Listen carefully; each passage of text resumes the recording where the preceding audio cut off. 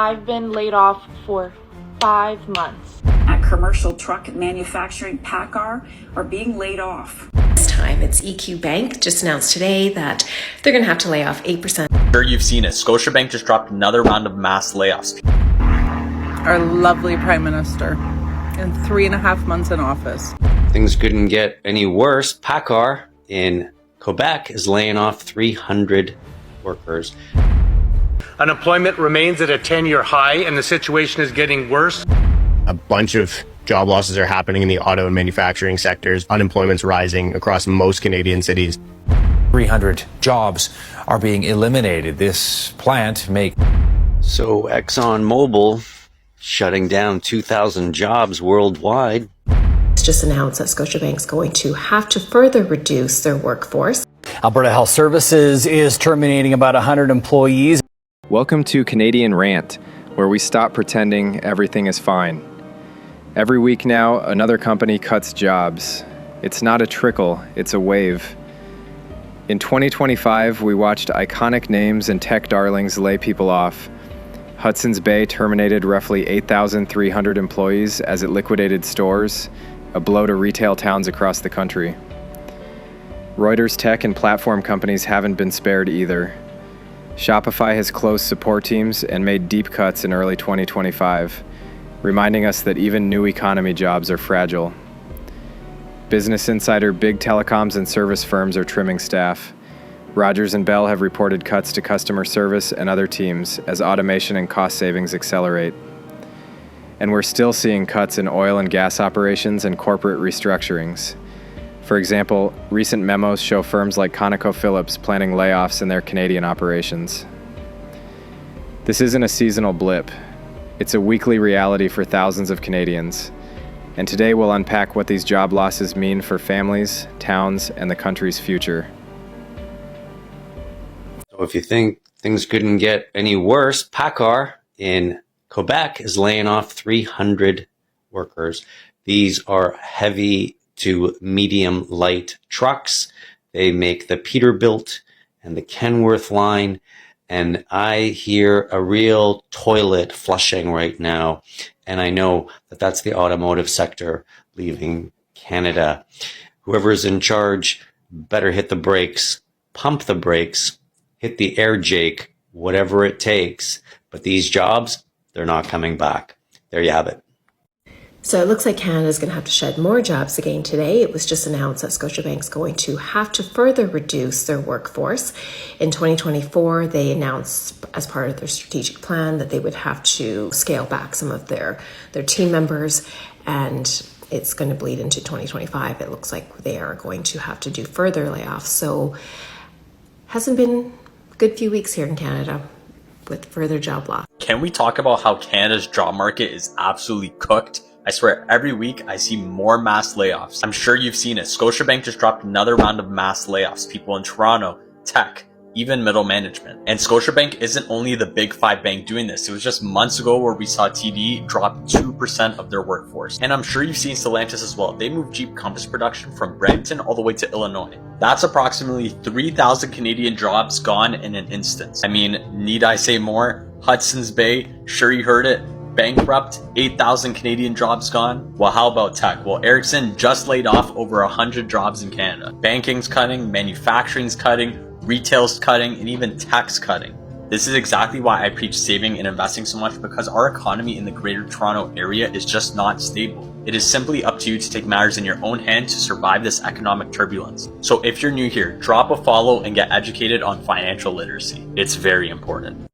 It's another round of banking layoffs here in Canada. This time, it's EQ Bank just announced today that they're going to have to lay off 8% of their 2,000 employees across Canada.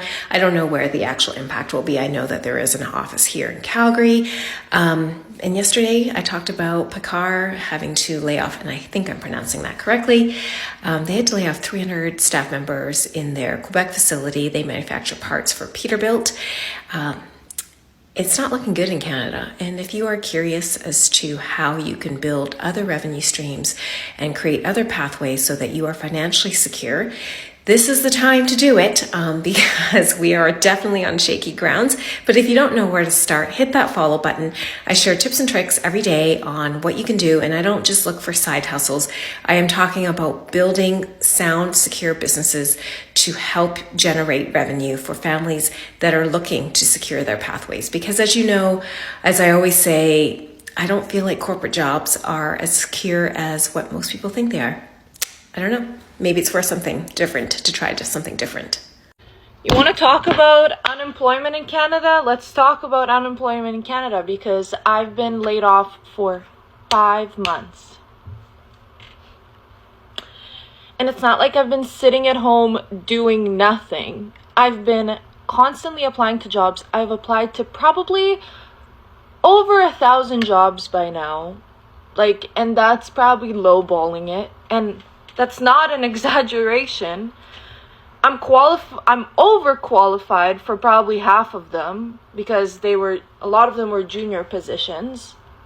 Went to job fairs, went in person, tried to cold call people on email, Instagram, anything. People are there is jobs out there, but no one is actually getting a job in Canada. At this point, I'm am I supposed to be unemployed? And the benefits, they don't last that long, guys.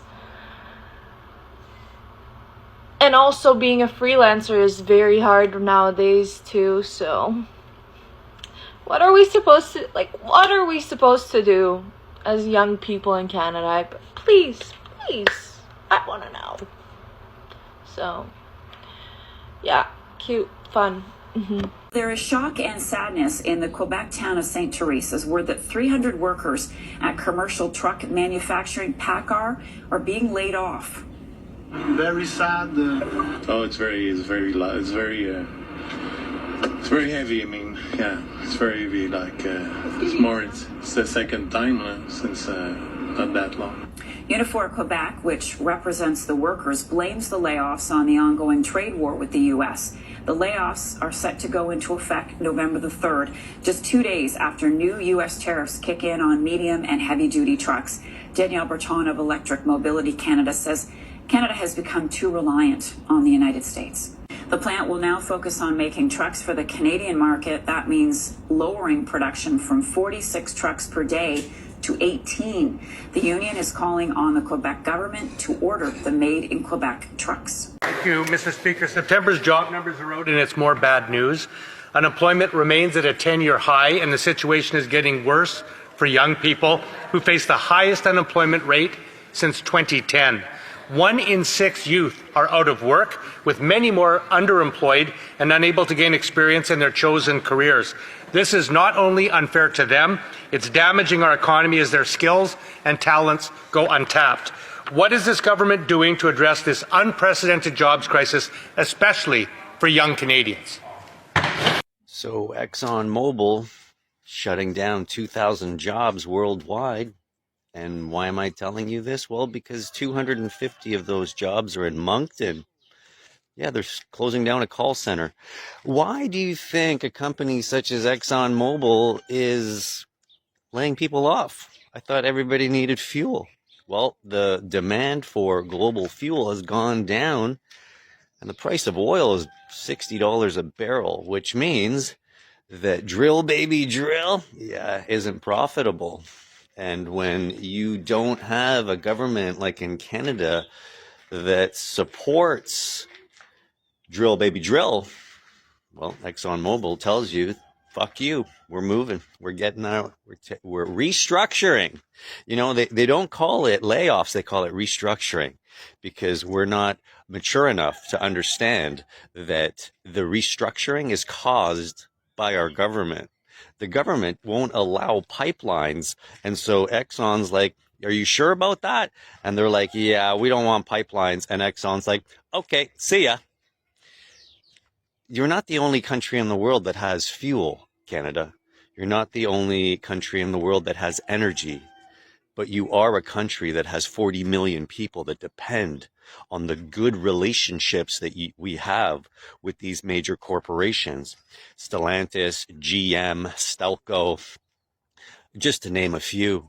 And we got to stop this because we're hemorrhaging at this point.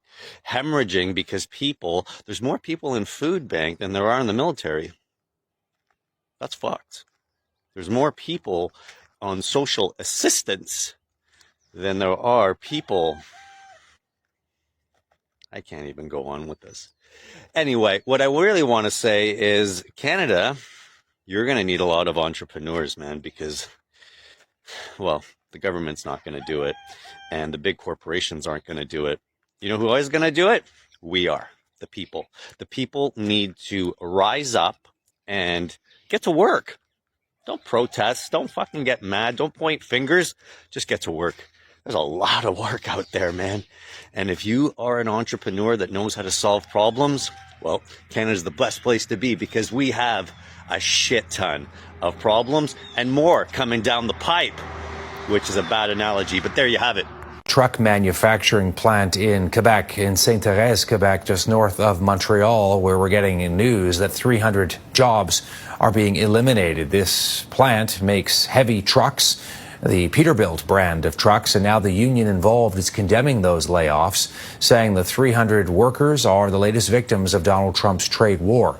Union adds the time is running out for negotiations between Canada and the U.S. to come up with some kind of a deal. We should point out, not only does the facility manufacture light and medium Peterbilt trucks, also Kenworth trucks, and a big wrinkle here, President Trump has said that as of November 1st, medium and heavy-sized trucks that are made outside of the United States will be hit with a 25% tariff. Again, he wants these trucks built domestically within the United States, not in other countries like Canada. This plant has laid off workers previously this year as a result of all the trade uncertainty. The headquarters, by the way, it is an American company. The headquarters are in Washington State. Alberta Health Services is terminating about 100 employees and eliminating 300 vacant positions. The vast majority are jobs in IT, finance, and human resources, along with community engagement and communications. It represents about 0.4% of the AHS workforce. According to the Alberta Union of Provincial Employees, the layoffs impact non-unionized employees, and no doctors or nurses are impacted. ExxonMobil cutting about 2,000 jobs globally, around 4% of its workforce, according to the Houston Chronicle. The company says it's consolidating offices into regional hubs to boost efficiency. No U.S. jobs expected to be impacted as of now. Layoffs at its Canadian subsidiary will hit about 20% of staff. The move comes as other major oil companies like Chevron and ConocoPhillips also shrink their workforces amid low oil prices and market uncertainty. Prior cycles, the sector was exposed to more extreme volatility, higher highs, lower lows.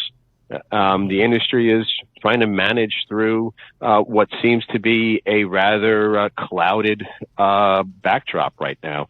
So we're sitting here and you got nat gas somewhere around 330, Henry Hub. You got WTI in the low 60s. You have OPEC bringing back on capacity and maybe even speeding up that capacity adds. You have a more clouded, broader economic backdrop across the globe. You have geopolitical issues. So lots of uncertainty. And not only Exxon's probably going to cut somewhere about 2, 3, 4% of its global workforce. Its Canadian affiliate, a much more substantial cut, roughly about 20% over the next 2 years or so. Canada is in a recession. Canada lost over 40,000 jobs in July, below all estimates. Youth unemployment rate reached its highest level since 2010 per StatsCan. Between this and a 90% chance of a Fed cut in September, I'd say there's a clear runway for more cuts in Canada now. So this is a Hail Mary, and I hope Roger sees this. I just spoke to a whistleblower, and we have about a week and a half left before key jobs that handle our critical infrastructure are shipped over to India. Let me ask you this. Do you want someone in India to be able to access and know who you're texting or who you're calling? Because that's literally what's happening. And Rogers can actually put a stop to this. These employees are Ericsson employees. through a joint venture to which Rogers owns 80% of the voting shares. Here's the thing, Canada made a huge mistake during the pandemic. When we had all of our PPE, we had everything made overseas. We had no manufacturing in Canada. We learned a very hard lesson. Now we're learning another hard lesson with the tariffs imposed by Donald Trump. We thought we could trust our neighbors. Do we want to learn a third lesson of what will happen if we have another country being able to access and manage our critical infrastructure? I'm sorry, but if I'm a Rogers customer, I'm canceling and I'm going somewhere else. Think about the millions, if not billions of dollars that US taxpayers are actually paying Rogers through municipal, provincial, and federal contracts. They're making a ton of money off of you, and they're shipping Canadian jobs out to India because they want to save a few bucks. Did you know that these employees who are about to lose their jobs on October 31st contacted Doug Ford? Not a single response. And you have almost the same amount of jobs being lost with our critical infrastructure through Rogers than were lost through the Crown Royal when he made that big public statement and dumped out the Crown Royal. So where is he now? It's gotten so bad, and it is such a deep concern that I heard that Conservative MPs are talking to their Liberal counterparts. That's how much of a problem this is. And it's not just them. It's Scotiabank. They just laid off 2,500 people. The government removed the notice from their website stating this, and they're shipping those jobs off to the Dominican. Canadian Tire did the exact same thing, let go of a ton of IT staff, made them train their Indian counterparts, and then ship those jobs off to India. Do you have any idea how much worse this is for our economy? At least with temporary foreign workers, the money they earn, the groceries, the overhead, it stays within our economy in Canada. These jobs, all that money is being spent and sent overseas to India. And not only that, you have no idea the critical infrastructure that they will have access to. Every single level of government should be opposing this. And if it were me, if I were a mayor, if I were a premier, or if I were the Minister of Industry, I would let Rogers know that if those jobs go to India, they lose the contracts. And personally, I would cancel my Rogers account. I'll let you know on October 31st if Rogers changes their mind. I probably sound like broken record at this point, but the layoffs continue in Canada. I reported earlier that EQ Bank, so this morning, announced that they're going to have to lay off, I think, 300 some odd people as part of their initiative to strengthen their bottom line, restructure their organization.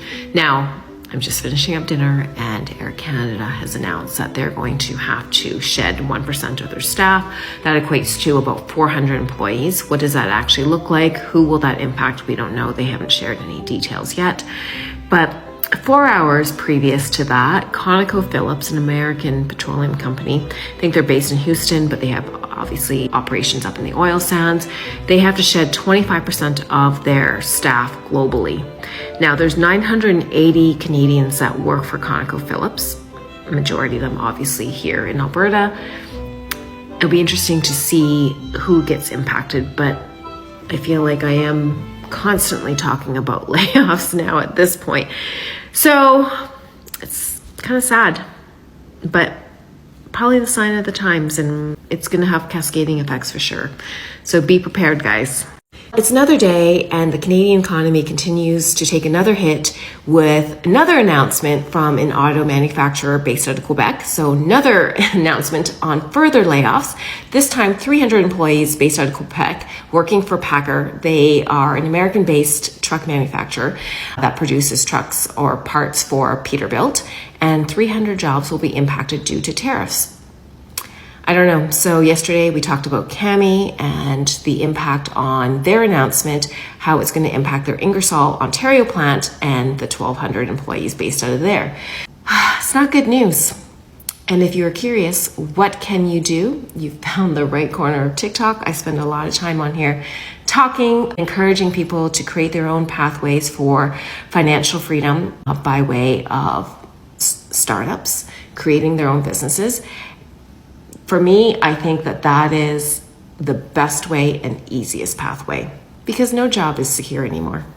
Our lovely Prime Minister, in 3.5 months in office, has done nothing. He has raised our tariffs to a whopping 35%.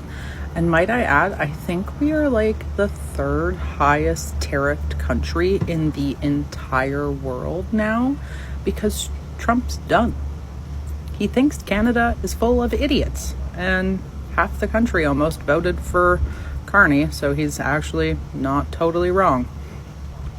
In the month of July alone, Canada lost over 41,000 jobs. Let that sit. 41,000 people in a single month are now out of work. That doesn't include all the other things that people have lost their jobs in, especially in the auto sector. People have been losing their jobs like hand over fist. It's crazy. There are people being beat in the streets because of their faith now. There are protests happening outside of Liberal MPs' homes. So, maybe something might actually be said or done about this now, because it's happening to them, which, as we've seen before, until it happens to one of them. I mean, look about what happened with Doug Ford. Somebody tried to rob him and the cops stopped him because they were all at his house, and suddenly he was like, oh, we gotta crack down on this. Yeah, because Canada hasn't been saying that for 10 years? Like, give me a break, bud. Alberta independence is the only way. It really is. It's a way for us to control our immigration, control our taxes. It's a way for us to bring prosperity and safety back to where we are. I mean, you can't even walk down the street anymore without being afraid. Like, I grew up in the 80s and the 90s. Those were by far the golden years. You used to be able to come inside when the street lights turned on. You'd be gone all day and nobody cared. Like, your parents never looked for you. There's no cell phones. You didn't know where you were at, but you were good. You were safe. And I grew up in Calgary, and it was a pretty big city when I grew up still. I mean, it was just shy of 1 million people, but it was safe. We were okay. I did so many dumb things as a teenager that nowadays I'd probably be dead. So, I mean, the safety is just, it's not there anymore. It's gone. I went to the grocery store today. Wow. I had a couple comments about a couple things, but I was like, wow, this is really expensive. And the people that were commenting to me around the grocery store about, like, this just has to change. Like, you're not wrong. This is disgusting. Like, look at what we're paying for, a can of beans or a bottle of chili sauce or, a carton of milk. I mean, I don't know if you're American, if any Americans watch this or not, but it's like, I buy high protein milk, lactose-free high protein milk, and it cost me $8.25 for 2 liters of milk because I choose to put a better quality product in me. If we were independent, we could control our exports. There wouldn't be any of this, no, you're not allowed. You quotas, like you can't go over. You are not allowed to produce more than this. You're not allowed to sell more than this. I mean, our farmers, our ranchers, our agriculture would explode. It would be doing amazing. Our lumber exports, our oil and gas, like the whole province would just be doing so much better if we were on our own.